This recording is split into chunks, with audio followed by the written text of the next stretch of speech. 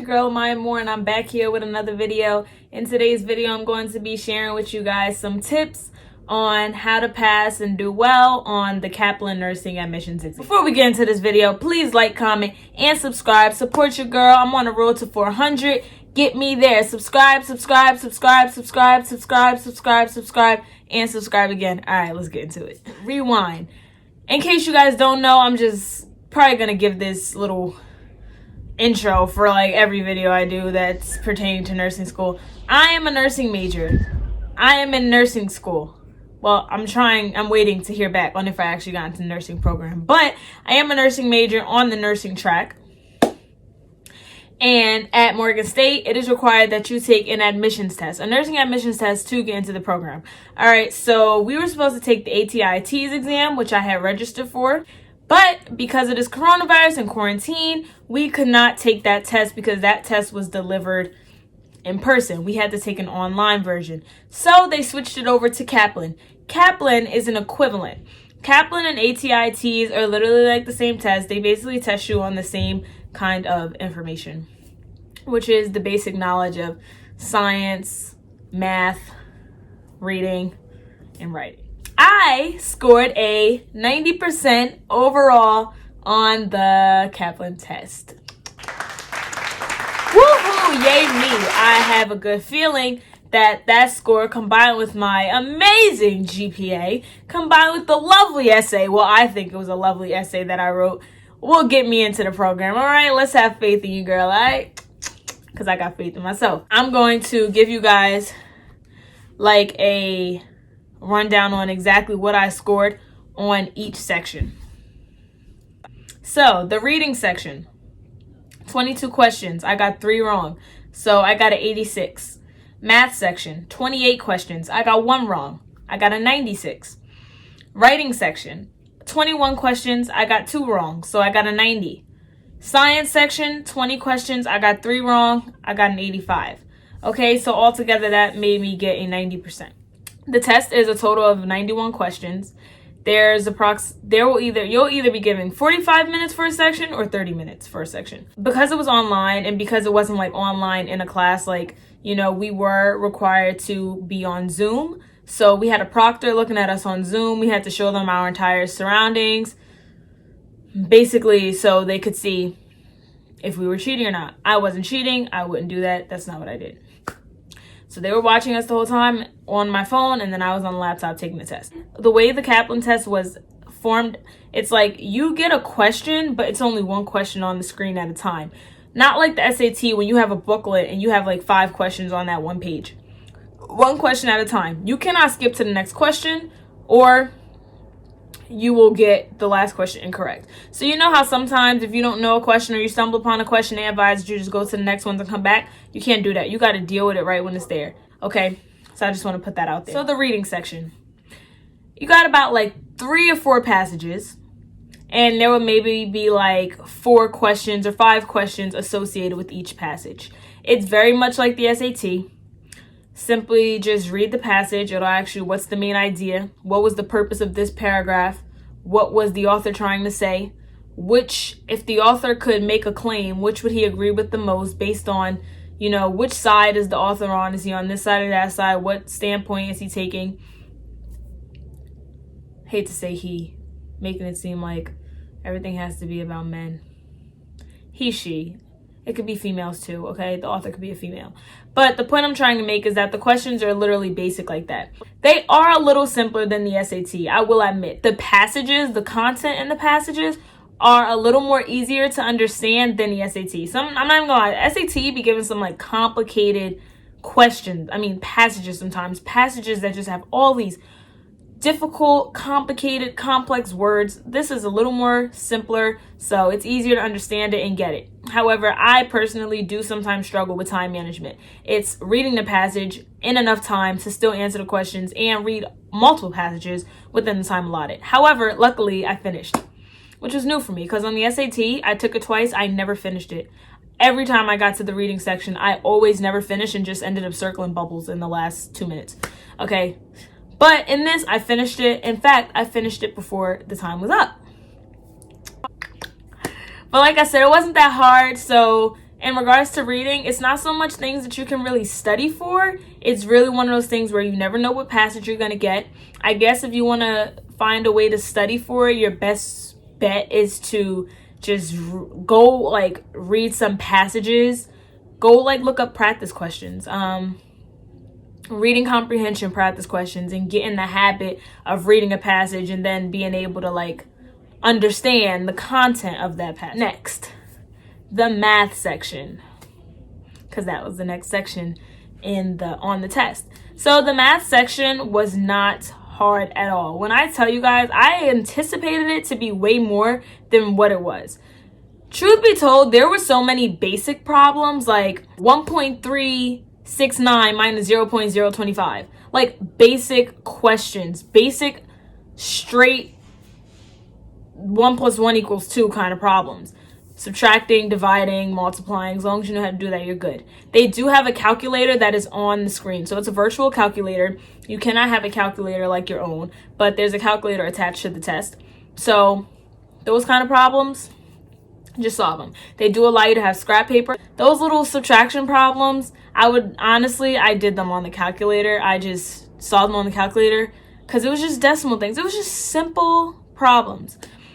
One thing you do need to know that does get a little more complex in regards to the math section is knowing how to convert fractions to decimals, decimals to fractions, percentages to fractions, fractions to percentages, decimals to percentages. You need to know all of that. You definitely need to be good with ratios, knowing your ratios and your proportions. I'm not sure. I know everyone is probably going to get a different set of questions, but this is just generally, I'm speaking based off the test that I got. I'm not sure if you guys may encounter things that are like different topics, but I'm just speaking from my experience.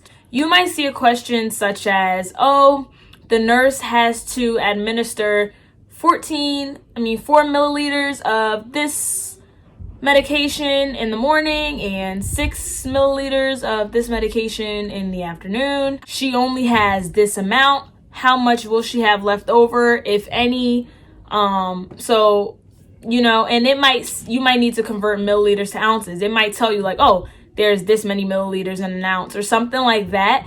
And you'll have to be able to like know how to do conversions along with knowing how to add, knowing how much you've already given versus how much is left. So it's like simple, but it's complex a little. And you have to think about it. A lot of people who do take this test are people who probably are adults, who are much older, who haven't been in high school in a long time. They're probably just trying to get into a nursing school. It might even just be to get their ADN, not even their BSN. So they may be taking this test like fresh out of like 8 years after high school, and it can get a little more complicated when you're not used to these kind of problems and you forgot how to solve this kind of material. So to me, it's like, oh, it's basic, but I can understand how it can get hard. Yeah, for the math section, definitely what in the world? Definitely know like the basic information, knowing how to solve word problems, because some of it is just basic problems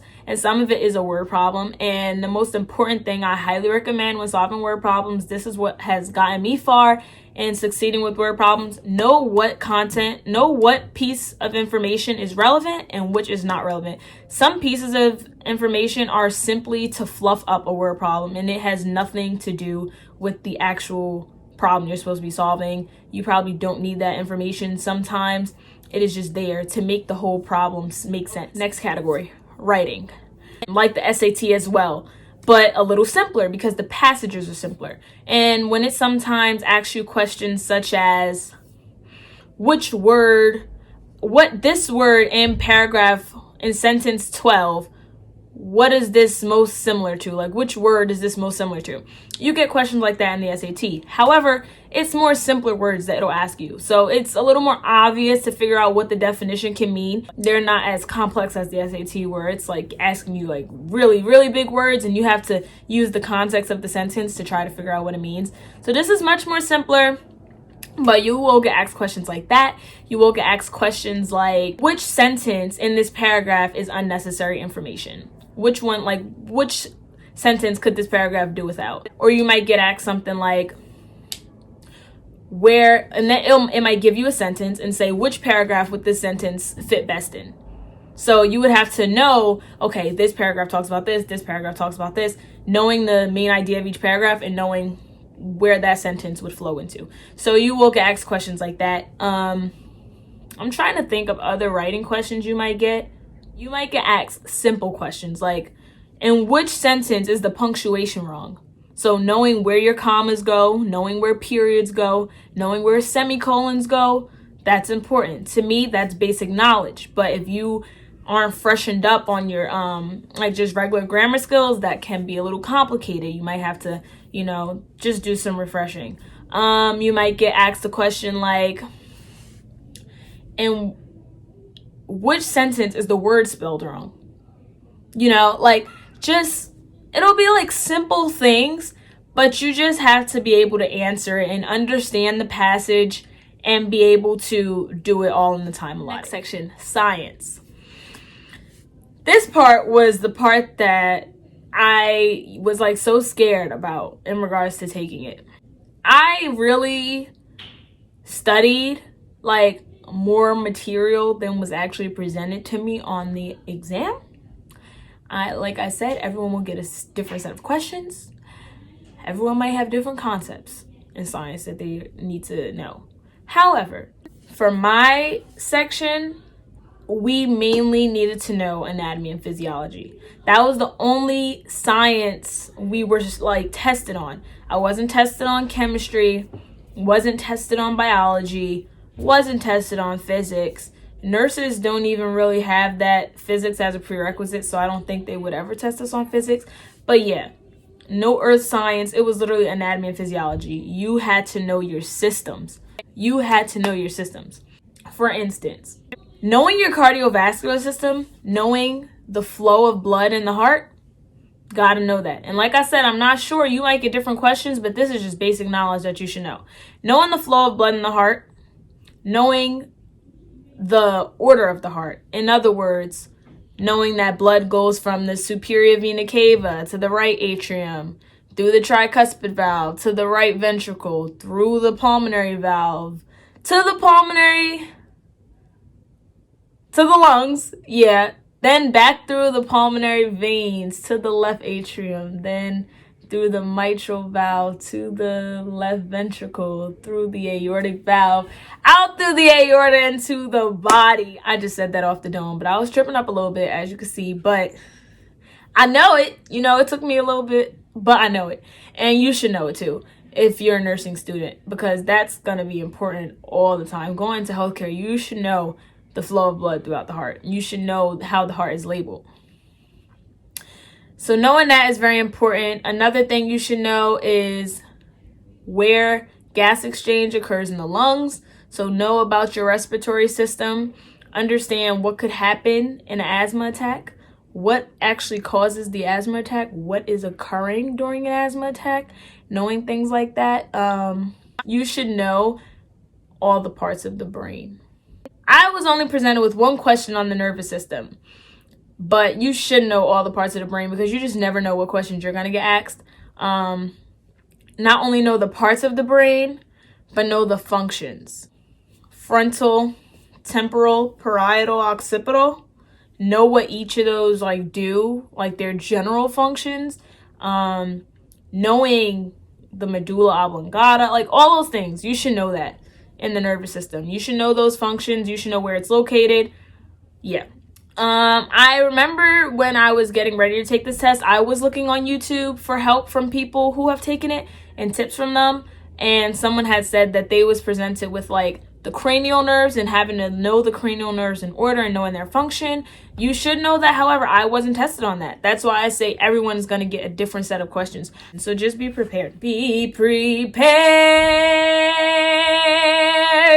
If you do not know what movie that is from, get off. Bye. Seriously, come on now. Come on. Know your Disney movies. But yeah, so you should know that. You should know about the renal system, the urinary system, the function of the kidneys, how waste gets excreted. You should know about the digestive system. You should know the order of digestion. You should know where digestion takes place primarily. You should know these things. You know, I'm not trying to tell you guys questions on the exam.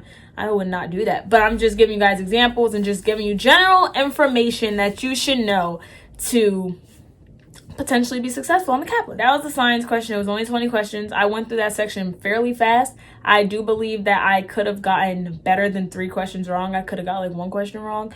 But I feel like I started tripping up and I feel like I started rushing. I started getting excited that I was about to be done because that was the last section that I feel like I kind of stopped focusing all the way, which is bad. Don't do that. That's not good advice. Because there was literally a question that right after I answered it and moved on to the next question, I was like, that was not the answer. So I think it's important. It's not always about how many you get wrong or what you get wrong. It's knowing why you got it wrong and knowing how you could have got it right. That is the process of learning. You know, don't always beat yourself up like, oh, I got this wrong. As long as you do now know why you got it wrong and what the correct answer is, you're good. You're good. Life goes on. It's okay. So now to tips on how to do well. A part of me was like not nervous, but I was like, should I say this? Because, you know, I sometimes am not the best advice giver when it comes to giving tests. Why? Because I sometimes need to take my own advice. Okay? Did I study rigorously, consistently, every day for this exam? No, I didn't. I'm gonna just be honest. I really didn't. With this coronavirus going on, my mind has just been like I just kind of was pushing it to the side, combined with the fact that we had to wait to hear from the nursing program on when they were gonna give us the exam, being as though it was a new exam they had to give us. So I just was like I just wasn't in it all the way. However, there would be times that I was going online and I would type in, once I found out we were going to be working with KAPLAN, I would type in KAPLAN nursing exam questions. And I actually luckily found this website. It was a real KAPLAN website, and it gave me 5 prep questions from each category, and I found that to be helpful because it helped me kind of get an idea of what kind of content I was going to be exposed to, what kind of material I needed to know, where my strong points was, where my weak points was. It had questions like passages, and it would give me okay, what's the main idea? And it was literally 5 questions of each section. And even though that's not a lot, anything is helpful when it comes to prepping for a standardized test. I am not a good standardized test taker. I'm not even going to sit here and make it seem like because I got that 90%, I am just the best standardized test taker, because I am not. It just so happened that I knew that material. It was basic knowledge and I did it well. In regards to standardized tests, sometimes I just be on some other junk. My mind be so paranoid and just so worried that I start overthinking things. I be knowing the right answer, but I still just be second guessing myself. So that's why I'm not a good standardized test taker. But in regards to the Kaplan, doing those prep questions, very important. Go on Quizlet. Quizlet became my best friend for the Kaplan. I will be honest with you. It was literally this one set of flashcards. It was probably 300 flashcards in it. It told you what kind of math material you would be getting, what kind of science material you will be getting. It didn't do so much on the math, the writing and reading, simply because I told you writing and reading is not that much you can study for. You really just have to wait until you get to the test and see what kind of passages you get. But in regards to the math and the science, definitely helped me. Quizlet helped a lot. I'm telling you, it'll give you some information on each of the body systems. The respiratory, digestive, nerve, all that. It'll give you information on it, the basic knowledge you need to know, and that should really help you for the test. Now, there's probably so many more things you can do. There's people who go buy a Kaplan book, but then I saw somebody on YouTube who bought the Kaplan book and felt like the Kaplan book had so much material in it, and their test had a quarter of that. So I'm not saying that the Kaplan book is the answer and telling you to go spend money, because that doesn't necessarily mean that the Kaplan book is going to give you everything you need to know in the test. Work harder, not smarter. Wait. Work smarter, not harder. Work smarter, not harder. Don't waste money and don't study an entire book if the test is only going to test you on a quarter of that information.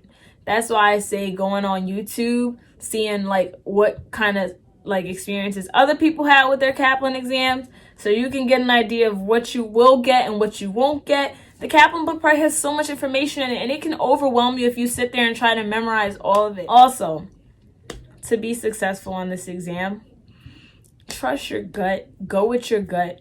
Believe it or not, a lot of this information really is basic knowledge. It's stuff that you probably may feel like you don't know, but you've seen it before, and sometimes you don't know what you know until you get exposed to it. And you're like, oh, I remember that. And that's really how it be sometimes. Like, so don't even fret about it. Don't make a big deal out of the whole thing. Just trust your gut and feel confident that, you know, you're going to do okay. I know that the Kaplan nursing exam, the passing score is 65%. You have to have 65% or higher to be considered passing as your cumulative score. So I got a 90. And I think you have to score at least a 50% in the science section. I scored, I think, 85 or 86. I forget what I said in the beginning of the video. You guys can go back and check if you care. I don't know. But yeah, that's my advice. I hope it was good to any of you taking the Kaplan or the ATITs. I wish you the best of luck. You will become a nurse. You will become a nurse. Best believe. I believe in you. Believe in yourself. Believe in God. I hope this helps you. I hope you can take this information and apply it to your situation. You know, I'm not saying I have all the answers, but I'm just a person who's just going off of experience and sharing my journey with everyone else. So hope you guys enjoyed this video. Once again, please like, comment, and subscribe, and I will catch you guys next time.